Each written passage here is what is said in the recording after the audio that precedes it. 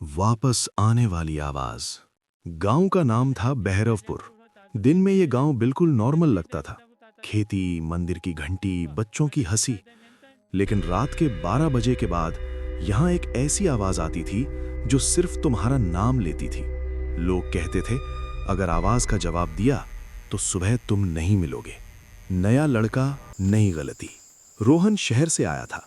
उसे गांव के डर पर बिल्कुल यकीन नहीं था। उसकी दादी ने पहली ही रात कहा, बेटा, रात में कोई भी आवाज आए जवाब मत देना। रोहन मुस्कुरा दिया। दादी, ये सब पुरानी कहानियां होती हैं।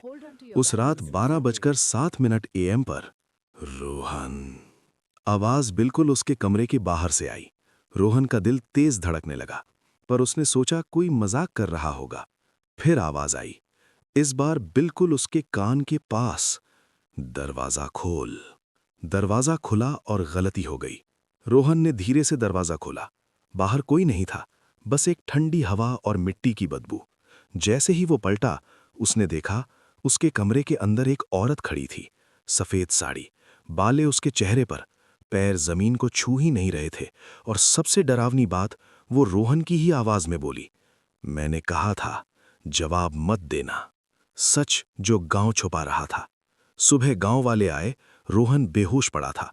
पूरा कमरा मिट्टी और खरोंचों से भरा हुआ। पंडित ने एक ही बात कही, ये कामिनी है।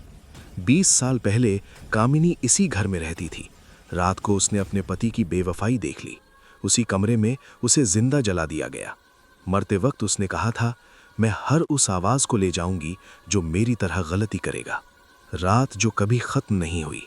रोहन को लगता था वो बच गया, लेकिन हर रात 12:07 AM पर वो आवाज फिर आती, रोहन। इस बार आवाज उसके अंदर से आती थी। शीशे में जब वो खुद को देखता, उसकी परछाई मुस्कुराती थी, जबकि वो नहीं मुस्कुराता था। आखिरी रात। एक रात रोहन चीख कर बोला, बस छोड़ दो मुझे। अंधेरे से आवाज आई, अब बहुत देर हो चुकी है।